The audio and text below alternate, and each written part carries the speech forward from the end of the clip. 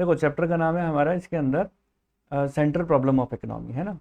तो आप हेडिंग डाल दीजिए सेंट्रल प्रॉब्लम ऑफ इकोनॉमी। ठीक है। अब इस चैप्टर के अंदर देखो मैं आप लोगों को बात बताऊंगा बेसिकली क्या चीज़ होती है। हमारे पास माइक्रो इकोनॉमिक्स और मैक्रो इकोनॉमिक्स दो पार्ट होते हैं, इकोनॉमिक्स के दो पोर्शन हैं। इकोनॉमिक्स के दो पोर्शन हैं, micro economics and macro economics. ठीक है, micro economics and macro economics. ठीक है। अभी आप लोगों के 11th क्लास के कोर्स के अंदर मैक्रो इकोनॉमिक्स आप लोगों के कोर्स में नहीं है, 12th क्लास के अंदर आएगी, ये क्लास 12th का पार्ट है। ठीक है। अभी आप लोगों के कोर्स के अंदर क्या है, माइक्रो इकोनॉमिक्स, और दूसरी बुक क्या है आपकी, स्टैटिस्टिक्स। तो मैं आप लोगों को बात बता दूं, देखो माइक्रो इकोनॉमिक्स के अंदर क्या होता है, हर चीज़ की डिटेल्ड स्टडी होती है। डिटेल मतलब हर चीज़ को, जैसे आप पर्टिकुलर कोई फर्म है, आप कंज्यूमर के बारे में पढ़ेंगे, आप इसके अंदर सप्लायर के बारे में पढ़ेंगे, प्राइस के बारे में पढ़ेंगे, लेकिन ये क्या होता है, एक ओवरऑल स्टडी होती है मैक्रो इकोनॉमिक्स की। ओवरऑल पूरी नेशन की इनकम के बारे में पढ़ना, जीडीपी के बारे में पढ़ना, ओवरऑल इनकम के बारे में, तो ये मैक्रो इकोनॉमिक्स कहलाती है। ठीक है। तो सबसे पहले तो देखो मैं आप बात करूंगा कि इकोनॉमिक्स की डेफिनेशन क्या है। ठीक है। और उस डेफिनेशन को आगे प्रोसीड करते हुए उसका एक एक वर्ड को अपन एक्सप्लेन करेंगे, फिर अपन आगे बढ़ेंगे। ठीक है। अब देखो आती है यहाँ पर इकोनॉमिक्स की डेफिनेशन। पहले लिखना चालू करो, इकोनॉमिक्स की डेफिनेशन है क्या। ठीक है, लिखो economics, economics is the, economics is the study of economic problems. Economics is the study of economic problems arising out of the facts, arising out of the facts that our resources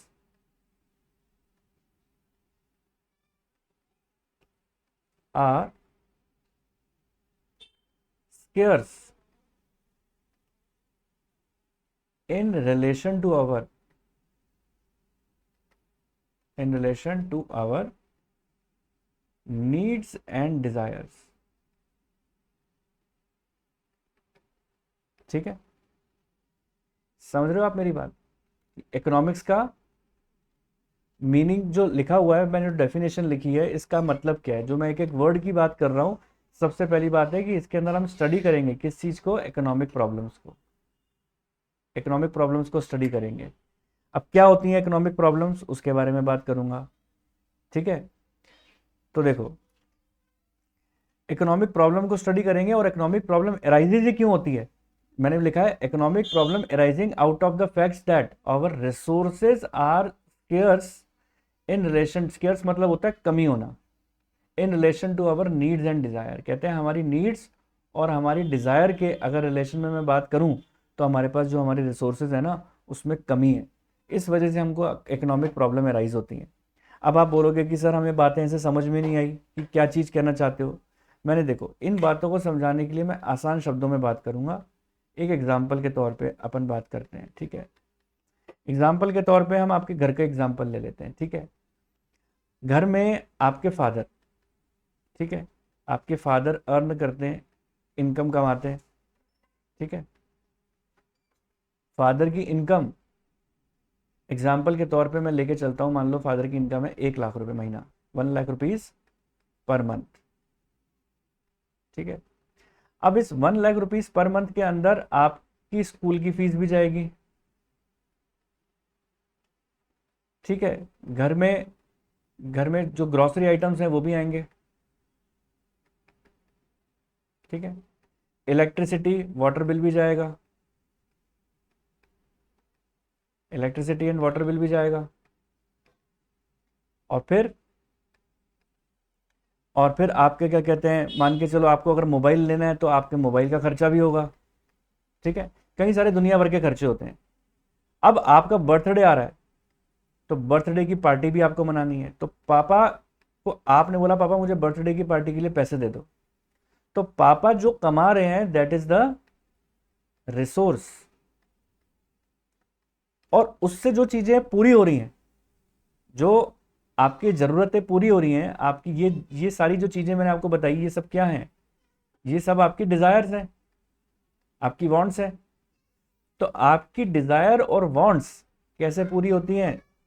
पापा जो कमाते हैं, यानी उनकी जो resource है, उससे आपकी डिजायर, आपकी वांट्स पूरी होती हैं। ठीक है, लेकिन क्या पापा की इनकम पूरी पड़ जाती है? क्या ये सारी चीजें आप कंप्लीट करने के बाद पापा से बोलो पापा पार्टी भी चाहिए, अब मुझे एक बाइक भी दिला दो, है ना? ठीक है, अब ऐसी ऐसी चीजों को अगर मांगोगे तो क्या पापा सारी जरूरतें जो आप बोल रहे हो सारी पूरी कर देंगे? आंसर है नहीं, पूरी नहीं कर पाएंगे, क्योंकि पापा के पास उनके जो रिसोर्सेज हैं, उनकी जो इनकम है, वो लिमिटेड नजर आती है हमें। क्यों आती है लिमिटेड नजर? क्योंकि इतनी इनकम पापा की नहीं है कि जो हम मांगे वो पापा पूरी कर दें। और पापा अगर पूरी कर भी देंगे तो एक अगर हमारी डिजायर पूरी करेंगे तो हमारी दूसरी डिजायर जो है ना क्रिएट हो जाएगी, क्रॉप अप हो जाएगी दूसरी। बाइक दिला देंगे तो पापा कार चाहिए, मोबाइल आ जाएगा तो पापा आईफोन चाहिए। होता है कि नहीं? तो क्या चीज कहना चाहता हूं कि हमारी जो डिजायर और वांट्स हैं, हमारी इनकम के अगेंस्ट में हमें कम लगने लगती हैं, इसलिए हम क्या बोलते हैं, हमारे रिसोर्सेज क्या है? स्कार्स हैं, स्केयर्स, स्केयर्स रिसोर्सेज, या स्कार, कई लोग इसको स्कार्स रिसोर्सेज भी कहते हैं। यानी हमारी रिसोर्सेज में हमको कमी नजर आती है, किसके अगेंस्ट में? हमारी डिजायर और वांट्स के अगेंस्ट में हमें कमी नजर आती है। तो देखो मैंने इकोनॉमिक्स की डेफिनेशन में क्या बात लिखवाई है, यही तो लिखवाया है। इकोनॉमिक्स में हम क्या काम करेंगे? स्टडी करेंगे। किस चीज की? इकोनॉमिक प्रॉब्लम्स की। अब इकोनॉमिक प्रॉब्लम कैसे होती है वो मैंने आपको आपके घर का एग्जाम्पल लेके बताया, अब मैं पूरी इकोनॉमी का एग्जाम्पल लेके भी समझाऊंगा, है ना? इकोनॉमिक्स में हम स्टडी करेंगे इकोनॉमिक प्रॉब्लम्स की जो अराइज होंगी। अराइज हो जाती है इकोनॉमिक प्रॉब्लम, किस फैक्ट्स की वजह से अराइज होती हैं? ये फैक्ट्स हैं कि हमको हमारे resources, that our resources are scarce, कमी नजर आती है in relation to our needs and desire. हमारे नीड्स और डिजायर्स के रिलेशन में अगर मैं बात करूं तो हमें इसकी कमी नजर आती है। ठीक है, चलिए अब अब देखो, अब बात यहां पर आती है, पहले तो आप सब बच्चे इस इतने पॉइंट को लिख लो, फिर आगे समझाता हूं। अब देखो, ये तो मैंने आपको जो एग्जाम्पल दिया ना, ये तो आपको आपके घर का एग्जाम्पल दिया। अब मैं इसी बात को, इकोनॉमिक प्रॉब्लम को थोड़ा सा और इलेबोरेट करके बताता हूं। देखो यहां से अगर अपन बात करें, अब देखो हमारी इकोनॉमिक प्रॉब्लम्स क्या है। देखो यहां पर मैंने आपको एक लिखवाया था ना कि to economics is the study of economic problems. अब इकोनॉमिक प्रॉब्लम्स को लिखो, लिखेंगे अपन। देखो यहां पर कि क्या है इकोनॉमिक प्रॉब्लम्स, लिखो यहां पर।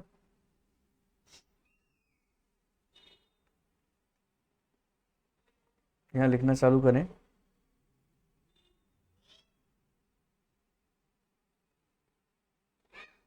It is the problem of choice. Economic problem में लिखो आप, इकोनॉमिक प्रॉब्लम का मतलब क्या है? उस डेफिनेशन से ही सारे वर्डिंग्स जो है ना आगे आ रही हैं, और उनको एक एक को एक्सप्लेन करता चलूंगा। इकोनॉमिक प्रॉब्लम से मतलब क्या है? It is the problem of choice. It is the problem of choice.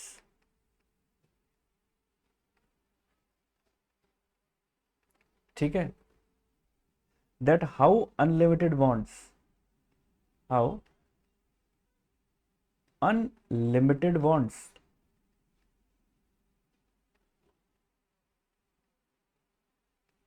of different effectiveness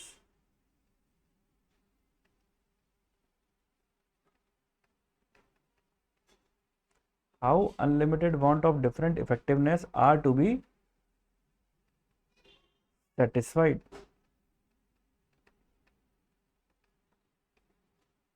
with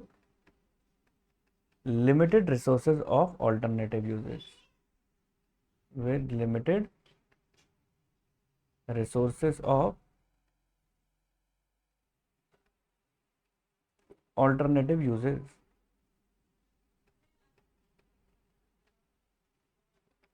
देखो बेसिकली, देखो मैं आपको ये बात बताना चाहता हूँ कि हमारी जो इकोनॉमिक प्रॉब्लम है ना, जो भी मैंने आपसे डिस्कस किया, जो आपको एग्जांपल देके, हमारी इकोनॉमिक प्रॉब्लम अराइज होती क्यों है, ठीक है। तो पहले तो एक काम करते हैं, आपको इकोनॉमिक प्रॉब्लम एक जो है ना, जो हमारे देश की इकोनॉमिक प्रॉब्लम है ना, उससे लेकर बात करता हूँ। देखो हमारे देश के अंदर प्रोड्यूसर्स हैं, ठीक है, कौन है, प्रोड्यूसर्स हैं। प्रोड्यूसर्स को प्रोड्यूस करने के लिए, प्रोडक्शन करने के लिए क्या चाहिए होता है, रॉ मटेरियल चाहिए होता है, मानते हो। प्रोडक्शन करने के लिए क्या चाहिए होता है, रॉ मटेरियल। अगर रॉ मटेरियल सफिशिएंट नहीं है तो क्या पूरा प्रॉपर प्रोडक्शन हो पाएगा, आंसर है नहीं हो पाएगा, है ना। या रॉ मटेरियल हो गया, या फिर किसी भी तरीके का कोई रिसोर्सेज हो गया जो कि प्रोडक्शन करने के लिए जरूरत पड़ती है, अगर वो पूरे नहीं होंगे तो क्या प्रोडक्शन हो पाएगा, आंसर है नहीं। अब इसका एग्जाम्पल लो, मैंने कहा मान के चलो एक डायग्राम बनाते हैं अपन, एक फार्मर है, ठीक है, एक फार्मर को ले लेते हैं अपन, ये है फार्मर, ठीक है। इस फार्मर के पास ये है एग्रीकल्चरल लैंड, ठीक है, इस फार्मर के पास ये एग्रीकल्चरल लैंड है, खेती कर रहा है इस पे ये, ठीक है ना। अब मैं आपको एक बात बोलूं, इस एग्रीकल्चरल लैंड पे, इस एग्रीकल्चरल लैंड, जो लैंड है ना, ये एक लिमिटेड है, लैंड क्या है, लिमिटेड है। अगर ये सोचे कि इसके अंदर, जैसे मान लो इस लैंड के ऊपर जो है मैक्सिमम कैपेसिटी कितने लेबर काम कर सकती है इसके अंदर, मैक्सिमम टू मैक्सिमम 100 लेबर काम कर सकती है इस जमीन के टुकड़े पर। अगर ये सोचे मुझे ज़्यादा प्रोडक्शन करना है, इसमें ये 200 लेबर लगा देगा, तो क्या प्रोडक्शन ज़्यादा होना चालू हो जाएगा क्या, नहीं ना। क्यों, क्योंकि ज़मीन का टुकड़ा तो लिमिटेड ही है ना हमारे पास, है ना, ऐसा नहीं होगा ना, ज़मीन का टुकड़ा तो लिमिटेड है। अब इस ज़मीन के ऊपर ये, अब इसके पास ऑप्शन है, क्या ऑप्शन है, या तो ये यहां पर वीट उगा ले, या ये यहां पर राइस उगा ले, ठीक है, दो ही ऑप्शन है। और तीसरा क्या है, या तो इस जमीन के ऊपर ये फार्मिंग कर ले, या तो ये फार्मिंग कर ले, या दूसरा ऑप्शन क्या है इसके पास, कि या फिर ये क्या काम करे, इसके ऊपर बिल्डिंग बनवा ले और उसको किराए पे दे दे। देख रहे हो, अब ये बोले नहीं मैं तो इसमें फार्मिंग भी कर लूंगा और इसमें बिल्डिंग भी बनवा लूंगा, तो दोनों काम तो नहीं हो सकते ना। क्यों नहीं हो सकते, क्योंकि जमीन का टुकड़ा तो लिमिटेड ही है ना हमारे पास। तो यानी रिसोर्स क्या हो गए, सबसे बड़ी प्रॉब्लम क्या है कि रिसोर्स आपके लिमिटेड है। यानी देश में जो प्रोड्यूसर्स काम कर रहे हैं उनके पास उनके जो रिसोर्सेज हैं वो लिमिटेड है। एग्जाम्पल बताया देखो मैंने, फार्मर का है, लिमिटेड ही है। अब उस जमीन के टुकड़े पे क्या करेगा, या तो फार्मिंग कर लेगा या बिल्डिंग बना लेगा। अब फार्मिंग में भी दो प्रॉब्लम आती है, या तो वीट उगा लेगा या राइस उगा लेगा, दोनों काम तो कर नहीं सकता। तो उसको ऐसे केस के अंदर इस प्रॉब्लम का सॉल्यूशन क्या है, इस प्रॉब्लम का क्या सॉल्यूशन है, कि चॉइस, उसको चॉइस करना पड़ेगा, या तो वो फार्मिंग कर ले या फिर वो बिल्डिंग बना ले। क्लियर है ना यहां तक बात।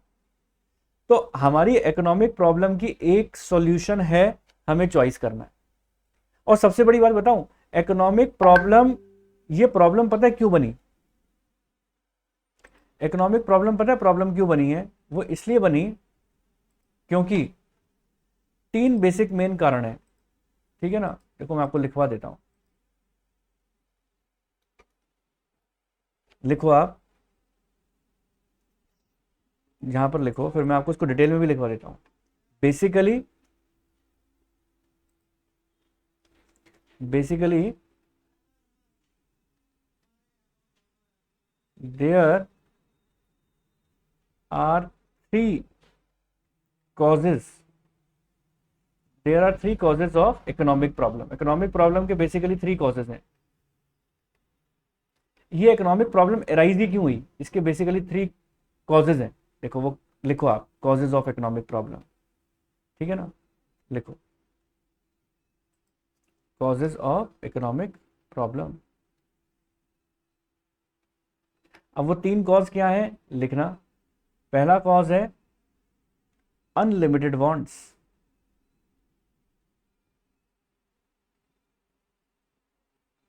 ठीक है। दूसरा क्या है, लिमिटेड रिसोर्सेज, और तीसरा क्या है? तीसरा है ऑल्टरनेटिव यूजेस। तीसरा है ऑल्टरनेटिव यूजेस। अब आप खुद बताएं ना, अगर मैं इस जमीन के टुकड़े का ही एग्जांपल लूं, अब इसकी वांट अनलिमिटेड है। ये चाहता है मैं वीट भी उगा लूं, राइस भी उगा लूं, बिल्डिंग भी बनवा लूं। इसकी वांट कितनी ज़्यादा है, हैं? इसलिए प्रॉब्लम अराइज हो रही है। भाई तू एक ही वांट रख लेना, ज़्यादा जरूरत क्यों रखता है अपनी? इसलिए दिक्कतें आती हैं। अब भाई बात बताओ, घर में दूध आता है 2 लीटर, मम्मी मुझे तो इसमें पनीर भी खाना है, मम्मी मुझे शेक भी पीना है, ठीक है, मम्मी मुझे तो आप है ना खीर भी बना दो, है, मम्मी मुझे तो इसके अंदर क्या कहते हैं ना आप चाय भी बना दो, बॉर्नवीटा वाला भी मेरे को दूध भी पीना है, मम्मी मिठाई भी बना दो। अब 2 लीटर दूध से मम्मी क्या क्या काम करेगी, क्योंकि आप तो सब कुछ करना चाहते हो, तो नहीं हो सकता ना वो। तो यही चीज समझाना चाहता हूं मैं कि अगर आपके पास, यानी अगर मैं देश की भी बात करता हूं, तो रिसोर्सेज की हमें कमी क्यों नजर आती है? क्योंकि हमारी इच्छाएं बहुत ज्यादा है, अनलिमिटेड वांट्स हैं हमारे पास। ये देख लो, अनलिमिटेड वांट्स की वजह से ऐसी प्रॉब्लम्स आती हैं। ये रही, यहां तक क्लियर है बात? फिर आती है बात यहां पर लिमिटेड रिसोर्सेज। फिर क्या बात आती है? Limited resources. या तो देखो एक बार बताओ, इस पर्सन की है ना कोई दिक्कत नहीं आती अगर एक जमीन के टुकड़े के साथ जमीन का टुकड़ा अगर एक्सटेंड हो जाता ना, और जमीन मिल जाती ना, तो ये क्या काम करता, एक जमीन के ऊपर तो ये बिल्डिंग बनवा लेता, दूसरी जमीन के ऊपर ये फार्मिंग कर लेता। अब रिसोर्सेज तो लिमिटेड है ना, कहां से करेगा दोनों काम? पॉसिबल नहीं है ना। तो इसीलिए इसने बोला है कि प्रॉब्लम्स क्यों अराइज होती हैं। प्रॉब्लम अराइज होने का कारण ये है क्योंकि हमारे पास लिमिटेड रिसोर्सेज है। और तीसरा, किसी भी काम को करने के लिए ऑल्टरनेटिव यूजेस हैं। रिसोर्सेज के ऑल्टरनेटिव यूजेस हैं। अब देखो रिसोर्सेज क्या है, जैसे जमीन है, अब जमीन का ऑल्टरनेटिव यूज क्या है? फार्मिंग कर लो, बिल्डिंग बनवा लो, है ना, ऑल्टरनेटिव यूजेस है। फार्मिंग में भी वीट का प्रोडक्शन कर लो, राइस का कर लो, तो ये ऑल्टरनेटिव यूजेस है। तो इस वजह से भी प्रॉब्लम क्रिएट होती है। अगर ये ऑल्टरनेटिव यूजेस नहीं होते तो कोई दिक्कत ही नहीं होती, है ना। तो ये चीज समझाना चाहता हूं मैं, ठीक है ना। तो हम ये बात समझ गए कि इकोनॉमिक प्रॉब्लम के 3 बेसिक कारण है। तो लिखो, पहली पॉइंट लिमिटेड रिसोर्सेज, पहले पहले लिखो अनलिमिटेड वांट्स, इसके बारे में लिखो। फर्स्ट है अनलिमिटेड वांट्स, ठीक है, इसके बारे में लिखो। लिखो यहां पर, human wants are, human wants are unlimited, human wants are unlimited regardless to the, regardless to the available resources,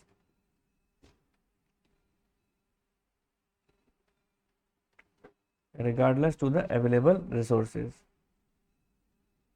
If one of his wants,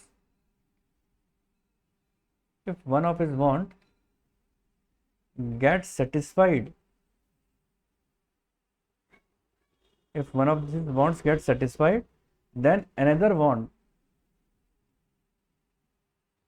then another want crops up, ठीक है। तो ये तो है अनलिमिटेड वांट की बात, okay, जो मैंने अभी आपको समझाई कि एक वांट सेटिस्फाई होगी तो दूसरी क्रॉप अप हो जाएगी। अब फिर आती है, मैंने आपको दूसरी जो बताया इसका, वो क्या बताया? Limited resources. आओ अब लिमिटेड रिसोर्सेज के बारे में लिखवा देता हूं आपको। लिखो limited, limited resources,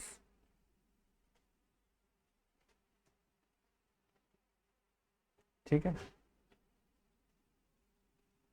limited resources. अब लिखें, in order to,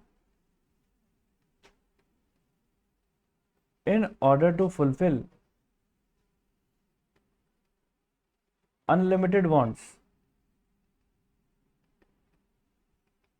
in order to fulfill unlimited wants of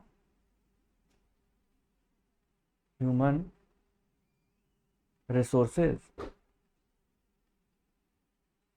एक सेकेंड ऐसे लिखो, in order to fulfil the unlimited wants of human, comma डाल के लिखो, resources are limited.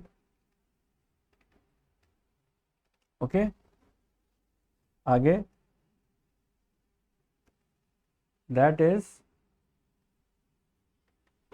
The are resources are scarce, scarce मतलब होता है कमी होना, in relation to our needs and desire, needs and desire. ठीक है,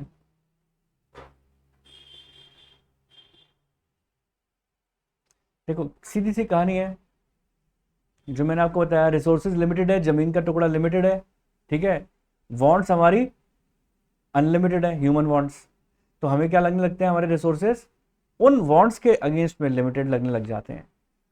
अब सबसे बड़ी बात है, वांट ज्यादा क्यों होती है हमको, क्योंकि हर रिसोर्सेज के ऑल्टरनेटिव यूजेस हैं, है ना। तीसरा क्या है, ऑल्टरनेटिव यूजेस, ऑल्टरनेटिव यूजेस, ठीक है, तो लिखो,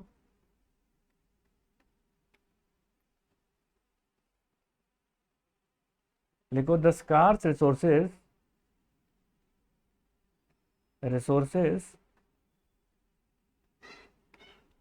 are used alternatively,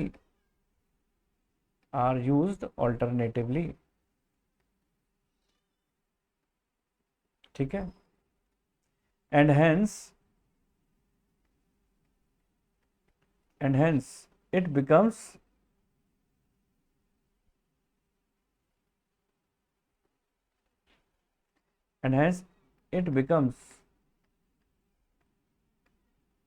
important to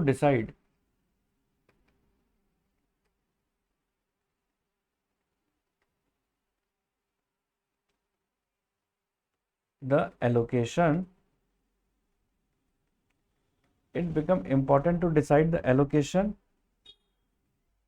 and distribution of resources effectively and efficiently। अब देखो यहां पर मैंने आपको ये बात समझाई थी ना, कि किसी भी चीज को कि अगर ऑल्टरनेटिव यूजेस होंगे तो आपको क्या लगने लगेगा, इसका मैं ये भी यूज ले लूँ, इसका मैं वो भी यूज ले लूँ।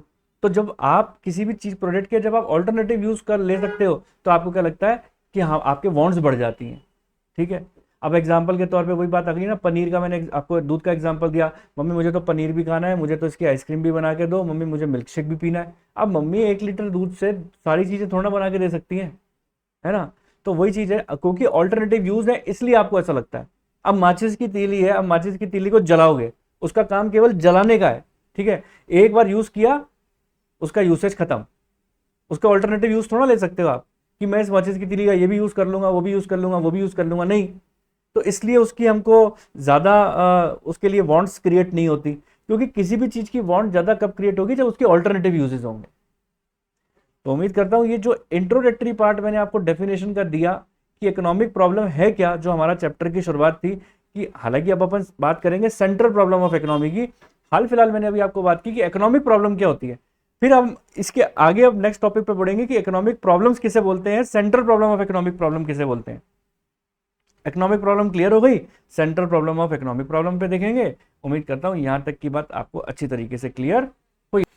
अब हमारे पास बात किसके ऊपर आ रही है, सेंट्रल प्रॉब्लम ऑफ इकोनॉमी। ठीक है, तो अब आप हेडिंग डाल दीजिए, सेंट्रल प्रॉब्लम ऑफ इकोनॉमी। ठीक है, तो basically 3 central problem of economy बताई गई हैं। ठीक है, कौन कौन सी सेंट्रल प्रॉब्लम ऑफ इकोनॉमी? 3 है, व्हाट टू प्रोड्यूस,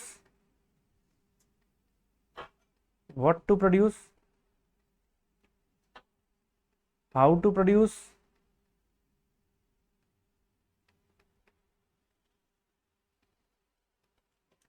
तीसरा हमारा आ रहा है इसके अंदर क्या, पहला आ गया what to produce, how to produce, और तीसरा आ रहा है फॉर होम टू प्रोड्यूस। ठीक है, what to produce, how to produce, for whom to produce. अब व्हाट टू प्रोड्यूस के अंदर भी दो बातें आती हैं, क्या, व्हाट टू प्रोड्यूस के अंदर आ जाएगा how much, what quantity to be produce, what quantity, नहीं ऐसा नहीं, ऐसा लिखो, इसमें दो बातें आती हैं, व्हाट टू प्रोड्यूस यानी विच कमोडिटी टू प्रोड्यूस, इससे मतलब है, and how much quantity to produce, how much quantity to be produce. How to produce के अंदर दो तरीके की टेक्निक आती है हमारे पास, labour intensive technique and capital intensive technique. Labour intensive, labour intensive technique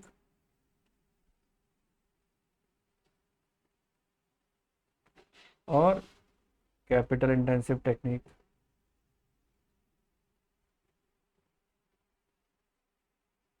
और फॉर होम टू प्रोड्यूस में दो बातें आती हैं कि प्रोडक्शन किसके लिए करें, रिच के लिए या पुअर के लिए। तो इन दोनों बातों को मैं आपको एक्सप्लेन करूंगा। उम्मीद है यहाँ तक की बात क्लियर हो गई होगी।